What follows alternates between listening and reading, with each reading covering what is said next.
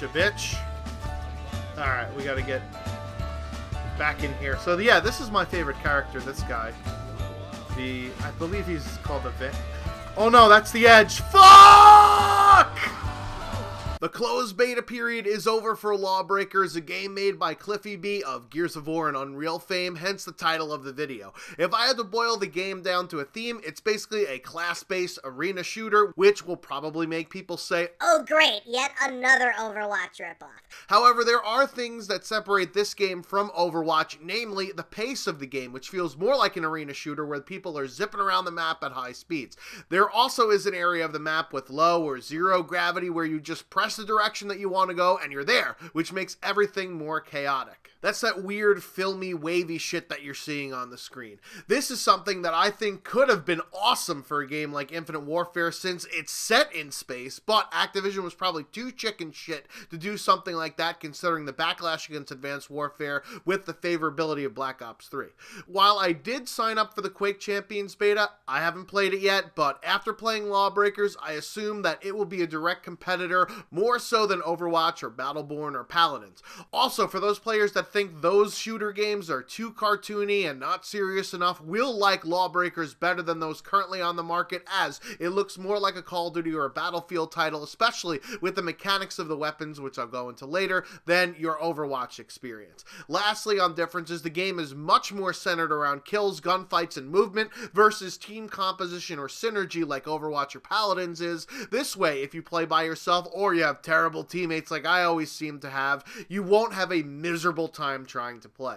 I played the alpha for the game, which came out last summer around July and August, and it wasn't really that great, so that's why I didn't even bother making a video about it. Balance was all out of whack, and there was only 4 characters to choose from. Now that the beta has rolled around and they opened up 3 more characters, plus did some tweaking to the classes to round out the balance much better, it is an overall improved experience. The classes have a movement ability, a tactical ability, and an ultimate similar to most class-based shooters. The only class that I found to be underwhelming or not really have a place in the game is the Vanguard, which has the movement ability to fly instead of blink or sprint like some other characters, but has a less powerful chain gun, a grenade that does damage impact versus having a tactical ability, but the ultimate is a cool looking dive bomb that leaves a zero gravity area in its waist, but it's not necessarily an insta-kill. No! What? How did that not kill? Fuck that!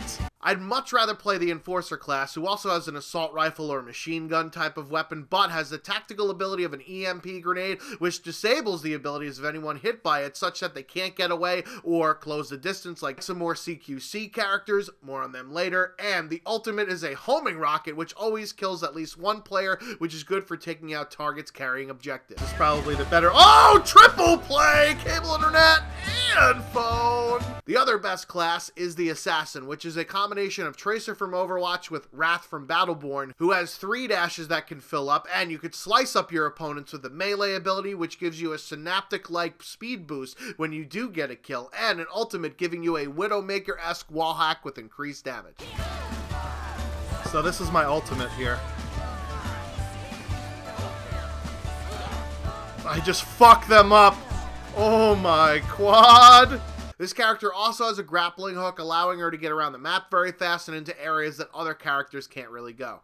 The Titan class is your slow-moving rocket class that most arena shooter players are drawn to, since usually the projectiles are the best weapons in those games, sans railgun. Since people are flying around the map on a 3D plane, you might think a projectile-based explosion weapon with splash damage must not be so good because people aren't going to be on the ground that often. However, if you do use the right click, you could explode this rocket mid-launch, such that you could pick off people zipping around the map. There is also a mechanic where you could blindly shoot behind you, which I only think is somewhat useful with the Titan class, to rocket jump, otherwise it's kind of a novelty. Blind firing behind you, you're not really going to use that very often.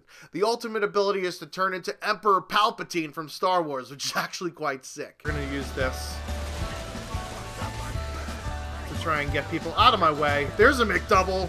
Put that shit on the grill, boys and girls. Newer characters include a gunslinger who is more clearly a ripoff of Tracer with 3 blips that include double jumping with dual-wield pistols, but each pistol does different things. The left is a burst pistol akin to the B-23R, while the right is more of a railgun-esque shot. I found success in alternating left and right clicks.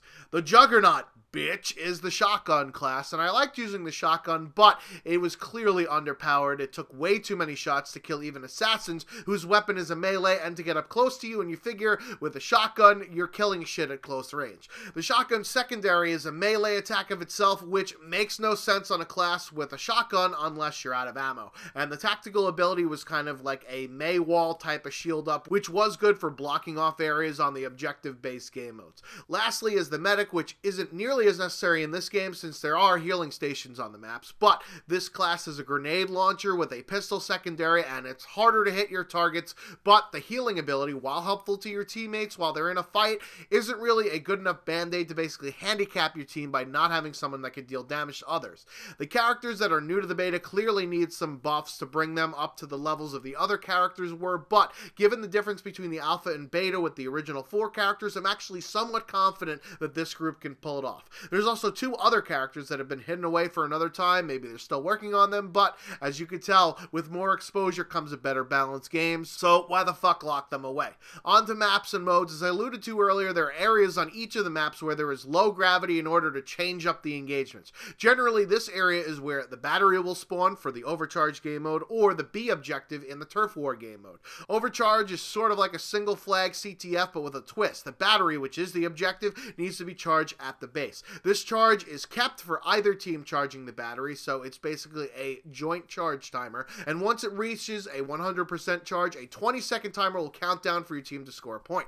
If the enemy captures the battery during that time, it will restart if they make it all the way to their base, thus creating a tug-of-war type scenario. The issue with this game mode is that the defenders have the battery at their base, so they're going to get much quicker back into the action than the attackers who have to traverse the map in order to attempt to capture the battery.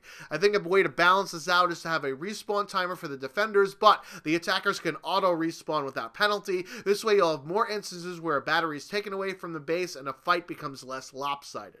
The other game mode, Turf War, is a round-based domination mode where there are 3 areas to capture.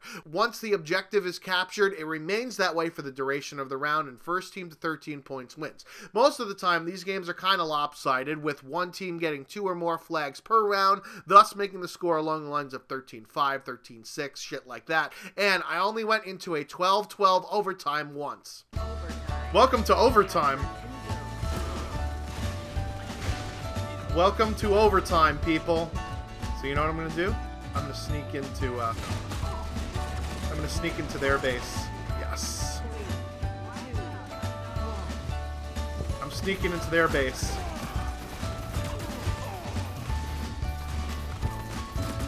No, switch over.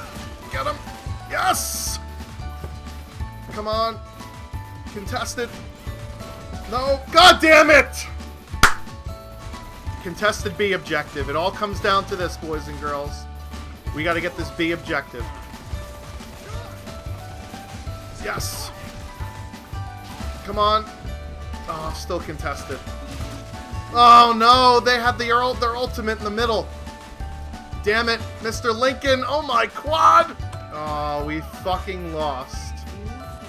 Oh, Mr. Lincoln. It was pretty epic, though. I'd improve this game mode by allowing objectives to be flipped, even when captured, until all 3 are owned for the round, and then any progress on captures is nullified such that the enemy team takes A right away, but if there's a huge fight over B, I could sneak over to A and capture that as long as B is still neutral and a round isn't over. So my overall take on this game is that it's a ton of fun, taking elements from arena shooters and combining them with a class-based design that feels different than the current offerings.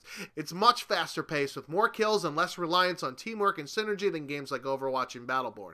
Right now, the game seems to be only for PC, which makes sense for this design, and it doesn't have a price point, even though they said it's not going to be free to play, but it won't be a full-priced offering either. And they're going to be using a cosmetic-only loot box system that every game seems to employ nowadays to get revenue. I'd rather be able to individually purchase skins or earn them via challenges, but if it's cosmetic only, it's not really a huge deal to me.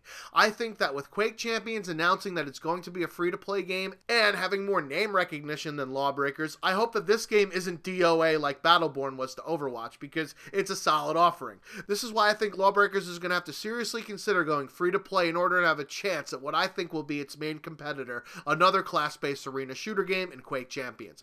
Have you guys had the chance to play it, and if so, what did you think? I've been the Schwantz27, making like Tigger and bouncing. Until next time.